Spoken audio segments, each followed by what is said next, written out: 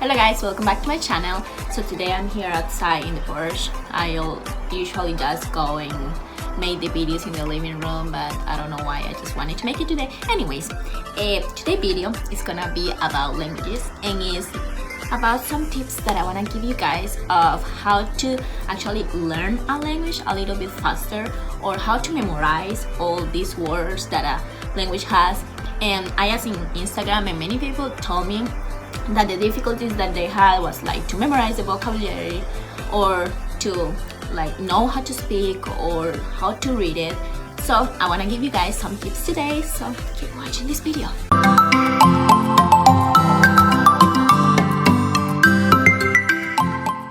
So many people usually ask me like how many languages do I speak and how did I memorize them. And to be honest, I'm not so good at languages. I know some because I was like dropped in the pool with sharks, to be honest, because I used to hate English too. When I was in Costa Rica, it was really difficult for me, and I used to compare myself with so many people because I said they talk better than me, and I was like super embarrassed of talk in front of them. And it was difficult because even if I had good professors in high school, I never learned anything, to be honest, and my test grades were not good, and if one test grade wasn't good, I got like so upset, and it was difficult. So when I went to Japan, I had to learn Japanese, and I had to learn English as well because everyone talked to me in English and I didn't know anything. So I want to give you guys some tips of the stuff that actually helped me out when I try to learn some languages. I have in here so many tips that I want to give you. That is the way that I like kind of learn, that it was easy for me to memorize all these things. And let's start with conversation. When you study a new language, you are really afraid of talking to people that are from a country like that talk that language. For example, you don't want to talk to an American person if you are studying English because you are afraid that they are gonna make fun of you or stuff like that. So I was one of them that was afraid. And when I went to Japan, like so many people talked to me, and then I realized like when you are studying a new language, you actually it means that you already know one that is your mother language. So you don't have to be afraid of what people is gonna say about you, of your pronunciation. I have a really strong accent, and it doesn't matter because there are so many people in this world that only know one, that can only communicate in one language. So like they are not gonna make fun of you, and if they make fun of you, I'm sorry, they are weird. And so don't be afraid, just go and talk to people. And I really recommend you to talk to people like that the language is native for them. For example, if you want to study French, try to meet people that speak in French, that they study in France, or that they study or they are from countries that talk in French. So that's for conversation. For conversation also, what I did was usually I was in the toilet or I was in the bathroom, and I was always thinking to myself, how do I say this? So I was practicing and thinking in that language that I wanted to learn. So in that way, I used to make so many stories in my mind in a language, even if the grammar wasn't okay or no, but I was practicing with myself. And I think that's really important when you want to make conversation with people. Like you are not gonna spend a lot of time thinking what you wanna say, but instead you already kind of prepared yourself there in the bathroom by yourself. So practice in your mind so many times alone, and you are gonna get better in conversation with that method. At least that's what happened to me. And then let's talk about listening. When I was in high school, so many professors used to put like songs, or they used to put, I don't know, like some people talking, and it was difficult for me sometimes for the songs. People say that is like really good way to learn, and actually I think for me it wasn't easy way to learn, because if you think about it, in the songs people doesn't talk like slow, they talk quick, or if they talk slow they use some accent or they use some tone that is different. And so it's kind of difficult if you don't have the lyrics to follow up that. So if you're a beginner and you want to learn a language, I recommend you to search even in YouTube like the like some audio or some video for beginners, so you can actually, they are gonna be talking slow, so in that way you can actually start like learning that word. And after, when you become like intermediate or high level, you can start practicing with sounds, because if you start for the hard in the beginning, you're gonna get frustrated and then it's gonna be really hard. And then the movies, in the movies people doesn't talk too quick. I think they use like the normal way of talking, so I think that movies is better than listening a song. And when you put a movie, what I used to do is like, if there is a show or there is this movie or there is this video that I watch several times that I already know what it says, I go and search it in another language. So I don't put the subtitles, I watch the movie first and I try to listen to see if I can catch any of the words that they are saying, and then I put the subtitles to see if they are actually saying what I think it is saying. And in that way you can actually practice and you're gonna become better at listening and in that new language. And I think that the only way to learn writing is to write stuff. Is to write stuff. One of the things that I like a lot is the paper that I don't know if you can see it. This one has so many dots. It doesn't have the lines, so it's not so distracting. So I write so many times the same word, or I write so many times the same phrase, and this helps a lot if you are learning some Asian, for example, or Arabic languages that they have different like kind of writing. For example, Japanese, that they have the kanji. You can practice a lot. You write it so many times, and after, when you are like, okay, I know this word, I know this kanji, then you use this.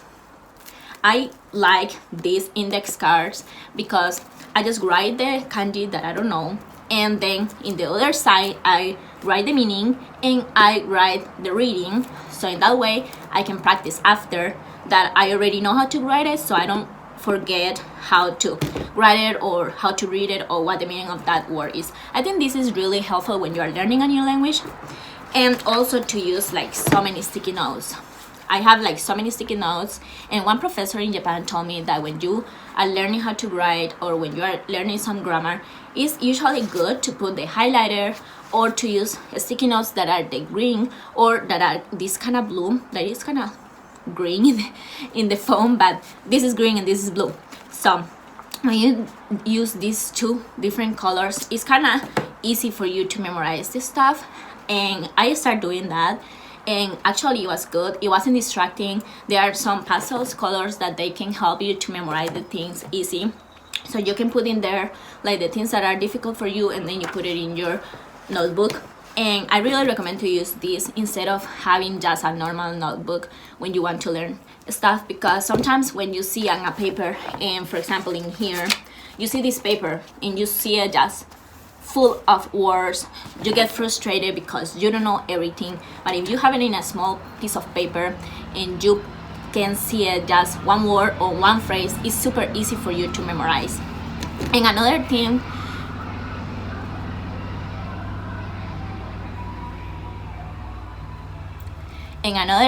that I think is really good to memorize, like more like to memorize the order of the grammar in a new languages, for me, is to go to my phone and search in the phone how to record an audio and record myself talking slow, and I slowly say the phrase.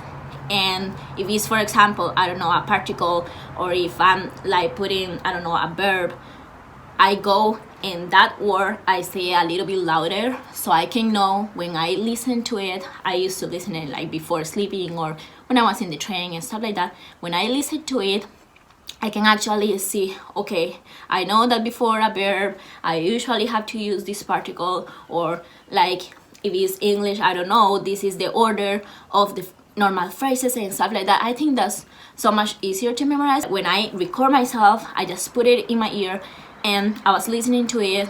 Like, I didn't get so tired of studying actually, but it was kind of interesting to hear and to say, okay, yeah, I say it in this way. So use that, use the recorder from your phone to record yourself, or to just read what the professor said or what all the notes that you have, and in that way it's so much easier to study. Other thing that is like really good, I think, is when you're studying a new language, like you're afraid, and as I said before, you don't want to actually just go and crash into that culture, into that language.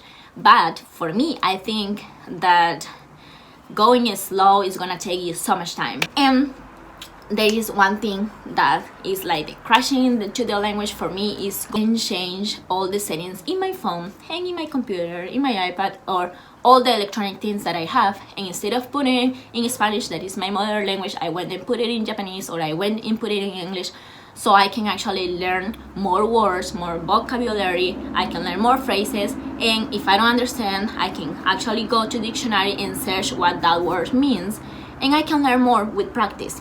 One other thing that this is specifically for the languages that is like Asian, like Korean, or I don't know, that have different kind of writing, that have kanjis, or that have all of these, is to, for me, it was like to try to think and relate a word or relate a kanji with something that I already know. So for example, I don't know, if for you think that kanji looks like an umbrella, you go and say, okay, this is the umbrella kanji, and you go, and when you're gonna write it, you're not gonna remember maybe the order of that kanji, but you're gonna remember that it looks like an umbrella. You can actually like remember faster in that way sometimes that actually just memorizing the kanji and say, okay, this have only one line in here, one line in one circle, instead of, okay, this look like an umbrella. That's what I used to do. There were like so many kanjis. Some were like I don't know, monkey, or someone like for me like a dog, or someone like umbrella, a table. I had so many ways to learn kanjis that was like relating that kind of writing with something that I already knew, and in that way it was easier for me to memorize it. And I'm gonna answer the question that people so many times ask me, and it's like, how many languages do I speak, and how many languages do I understand or did I study? And I usually say that I just know Spanish, English, and Japanese, and I also understand some of Portuguese when I read it, and just a little bit of Italian and French, because I studied French when I was in high school. That was like 9 years ago, and I almost forgot everything, but sometimes when I read something I kind of understand the idea. I also study in university some Chinese, and I loved it, and I study only for 6 months, so I cannot make so many good phrases or stuff, but I loved it, and I really want to study more about it. I also study some German in university. I study 1 year, and if I read it, I can understand somehow some easy phrases, but I cannot talk because pronunciation is really difficult. So those are the languages that I know, but if you want to talk to me, I can only answer to you in Spanish, English, and Japanese. That's all, no more. So those are my tips for today for languages, and I hope they can help you a little bit, and I hope you can actually implement some of this stuff into your life. If you want to learn a new language, don't be afraid. Like, I think it's better for me, that I like to meet people, that I like to talk to so many people, make friends, and go into trips, and go deep into the cultures. I like that. So for me, it's important to learn new languages because it's like more open. When you go to a new country, of course, if you know English, you can go to any country, they will understand, or they will actually know a little bit of English. But for example, if your language is Japanese, if you are from Japan and you don't know any Spanish, you don't know any Chinese, or you don't know any language, any English, that those are the languages that are like most common in so many countries of the world right now. If you don't know any of these languages, and you go, for example, to the United States and you only know Japanese, it's gonna be difficult for you to communicate. So I really recommend you to don't be afraid, just go, and I don't know, try to learn French, or try to learn German, or if you want to go and learn Korean and you are like, oh, but Korean, they only talk in Korea, or they only talk in small places in another places of the world. just don't be afraid. It doesn't matter if they talk Korean only in Korea or they talk Japanese only in Japan. Like, if you like that language, that's gonna give you so many opportunities, not only for yourself but also when you go and work. That's gonna open so many doors for you to know more than one language. And who cares if you have a really bad accent? Even in the beginning when I started YouTube, I was so afraid that so many people were gonna write like bad stuff about my accent in English or in Spanish. But in the end, it doesn't matter. I can communicate myself with other people. So that's the thing that you have to think. Is like, I have to learn this for myself because I want to communicate with other people, and I don't care what other people think about it. And if you like this video, give me a thumbs up. If you don't like it, give me the thumbs down. And leave me some comments, please, in the videos. Let me know what I can do to make it better, or if they are boring, or if there is some specific topic that you would like to know. I'm glad to go and help you and make a video about it. And see you next time. So, bye.